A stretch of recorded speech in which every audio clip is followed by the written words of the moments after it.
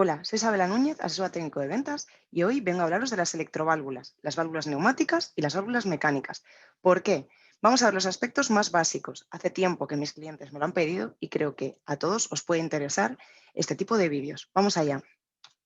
Como aspectos básicos, lo primero que vamos a ver es cuáles son los tipos de accionamiento de las válvulas. Las válvulas lo que hacen es moverse internamente de una posición a otra para dejar pasar el aire por unos canales o por los otros. ¿Y cómo pueden hacer ese accionamiento? Pueden hacerlo a través de neumáticas, es decir, de aire, se pueden empujar entrando aire por un lado o por el otro, se pueden hacer mecánicamente o se pueden hacer de manera eléctrica. El primero, accionamiento neumático, como veis en esta electroválvula lo único que tenemos son orificios, que es donde vamos a roscar nuestros rácores y introducir el aire a través de tubos neumáticos. En el segundo, accionamiento eléctrico, tenemos unas bobinas, conectaremos nuestros conectores y daremos señales eléctricas para que la válvula pueda conmutar. A partir de aquí, son accionamientos mecánicos. Pueden ser, pues, como podéis ver, palanca manual, un pulsador, una palanca basculante o una válvula selectora. Hay más. Aquí os he querido enseñar algunos de los ejemplos. En este caso tenemos una electroválvula. ¿Y cómo pueden ser? Pues pueden ser monoestables o biestables. ¿Qué significa esto? Pues que las válvulas monoestables únicamente se mueven con la acción de una sola señal, en este caso eléctrica, y retornarían a su posición de reposo pues a través de un muelle neumático o mecánico. Si tenemos una válvula biestable, ¿qué tenemos? Pues tenemos dos señales, en este caso lo comentábamos, eléctricas. Podríamos mover a través de una de las señales en una posición y si activamos la otra señal, volveríamos a la segunda posición. Vamos a verlo ahora un poco más en profundidad también.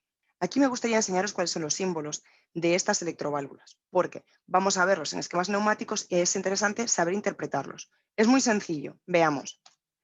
Punto número 1, accionamiento manual. Esto es muy habitual en electroválvulas o en válvulas pilotadas neumáticamente que tienen un botoncito. Esto sirve, pues, por ejemplo, para las puestas en marcha. Queremos activar la electroválvula sin tener todavía nuestro sistema, pues, de automatismos funcionando. Entonces, pinchamos ese botón. Ese es el botón en el esquema neumático. Aquí tenemos un muelle neumático. Comentábamos antes, en una válvula monoestable, para poder retornar a su posición normal de reposo, tenemos que hacerlo a través de un muelle neumático o bien un muelle mecánico. ¿Cuál es la diferencia? El mecánico lo entendemos perfectamente. En caso del neumático, cuando la válvula cambia de posición, tiene una cámara de aire que hace que cuando dejemos de activar esa señal, retorne a la posición de reposo. 4. Servopilotaje. Servopilotaje es muy importante. Tenemos que tener en cuenta que para que la válvula se mueva, no solo necesitamos una bobina o un accionamiento mecánico, sino que necesitamos una presión de aire que ayude a que la válvula realmente se mueva de posición. Esto es lo que hace el servopilotaje. ¿Qué ocurre? Si lo que estamos introduciendo a través del canal de alimentación es una presión nominal de unos 6 bar, entonces podemos utilizar esta misma presión para ayudarnos a mover la electroválvula o la válvula neumática. ¿Qué ocurre si cuando utilizamos un aire de alimentación con una presión inferior? Imaginemos por debajo de 2 bar. Pues esta presión no es capaz de ayudar a la válvula a moverse. Entonces, en este caso, tenemos que dejar de utilizar un servopilotaje interno y utilizar un servopilotaje externo. Esto sería, la misma electroválvula tendría unos orificios, conectaríamos otro tubo neumático con presión nominal, habría que ver las características de la válvula, pero podemos pensar en 6 bar, y con esta presión la electroválvula sí que va a ser capaz de moverse. ¿Cuándo tenemos que tener entonces en cuenta que debemos utilizar un servopilotaje externo? Cuando tengamos una presión muy baja o incluso una presión de vacío, será una presión negativa, ¿no? Bueno, pues si tenemos este tipo de presión, acordaros siempre, servopilotaje externo, si no la válvula no se moverá. Y aquí, otro punto muy interesante son las electroválvulas reversibles. ¿Qué quiere decir? Vemos aquí las flechitas de la válvula que van en dos direcciones. Quiere decir que por un mismo canal puede entrar el aire o puede salir. He hecho un pequeño esquema para que lo veáis de una manera más sencilla. En este circuito he colocado, pues, una válvula reversible que está comandando a un cilindro de simple efecto. El simple efecto lo que hace aquí, podemos ver un muelle que obliga al vástago a salir fuera. Vale, ¿por qué he colocado esta válvula reversible? Lo que vamos a hacer es poder accionar este cilindro para que entre el vástago dentro del cilindro con una presión de 6 bar, pero cuando el cilindro vuelva a salir con la acción del muelle mecánico, vamos a ponerle, pues, como si fuera un muelle neumático delante, es decir, una amortiguación. En este caso le hemos colocado una fuerza un peso en el cilindro y cuando retorna daba un golpe. Entonces no queremos esto. ¿Cómo lo podemos solucionar? Una de las opciones pues sería, pues aquí veis, una contrapresión de 0,5 bar. Vale, ahora el cilindro está fuera. Vamos a hacerlo entrar con 6 bar. Entra perfectamente. Ahora voy a soltar y lo que vamos a meter en la cámara delantera del cilindro son 0,5 bar. ¿Veis? ¿Cómo lo hace lentamente? ¿Cómo sale lentamente? Voy a ampliarlo para que lo veáis mejor. Cuando entra lo hace rápido porque lo hace a 6 bar. Cuando va a salir tenemos una contrapresión en la cámara delantera del cilindro que hace que, como veáis, ahí está, amortigüe la salida. Aquí os he puesto las dos electroválvulas para que veáis la diferencia. Estas son las flechas que indican que la válvula es reversible y esta es una electroválvula normal. Continuamos con las funciones de las electroválvulas. Es muy importante saber de qué tipo de electroválvulas estamos hablando o cuáles son las que necesitamos. Siempre tenemos que tener en cuenta que la nomenclatura, la típica 3.2, 5.2, 5.3, 2.2, eso va en función de vías y posiciones. Para saber de qué electroválvula se trata, vamos a contar.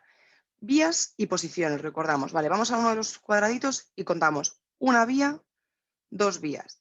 ¿Y cuántos cuadraditos tenemos? Dos, con lo cual son dos vías, dos posiciones. Aquí están. Saltamos a la siguiente. Esta es tres vías. Estas serían las tres vías. Una, tres vías y tenemos dos cuadraditos, dos posiciones. En la siguiente, una 5, 2, pues volvemos a contar. 5 vías, dos cuadraditos, dos posiciones. Lo más interesante, las 5, 3. ¿Por qué? Porque en las 5.3 podemos seleccionar cómo es la posición central de esta electroválvula. Como veis aquí tenemos centros cerrados, centros a descarga y centros a presión. También he preparado un pequeño esquema, pero primero vamos a comentar. En los centros cerrados no hay salida de aire en la posición central, es como si tuviéramos unos tapones. Bloqueamos la entrada y salida de aire. En los centros a descarga lo que va a ocurrir es que el circuito que esté conectado a esta posición central de la electroválvula va a estar a escape, o sea, el aire se va a salir del circuito. Y los centros a presión lo que va a ser es todo lo contrario. Este circuito va a estar conectado a presión por las dos vías a la vez. Vamos a verlo en el esquema. Empezamos con los centros cerrados.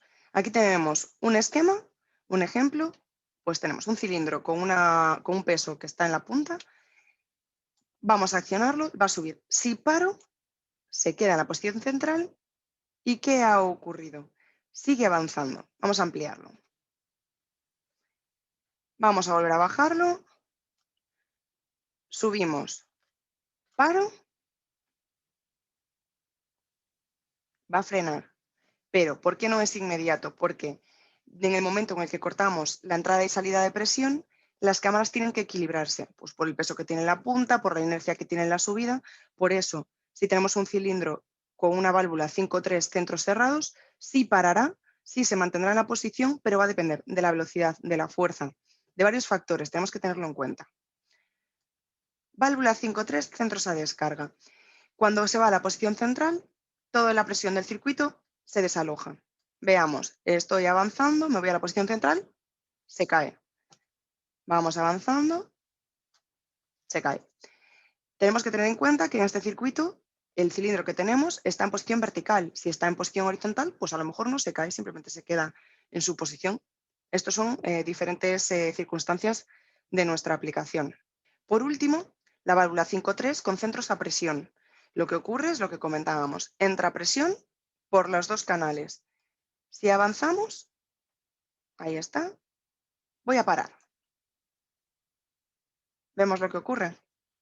No llega a frenar. ¿Por qué ocurre esto? Porque la presión está entrando por las dos culatas, pero tiene más superficie de empuje en la culata trasera que en la delantera, que está el vástago. Por eso, aunque sea despacio, el cilindro va a seguir avanzando. Esto debemos de tenerlo en cuenta. Ahora que hemos visto los distintos tipos de válvulas, electroválvulas y válvulas de accionamiento neumático, cuáles son sus funciones, lo que quiero comentaros es que estas electroválvulas, estas válvulas, pueden ir de manera individual o pueden agruparse. ¿Cómo? Pueden hacerlo a través de bloques neumáticos, serían estos que estamos viendo, cuya diferencia entre ellos es que en la placa base todos los orificios de entradas y salidas están en la propia placa, o en los semilínea que las salidas de las electroválvulas están en el cuerpo de la electroválvula. Sin embargo, la alimentación y los escapes sí que están en el bloque.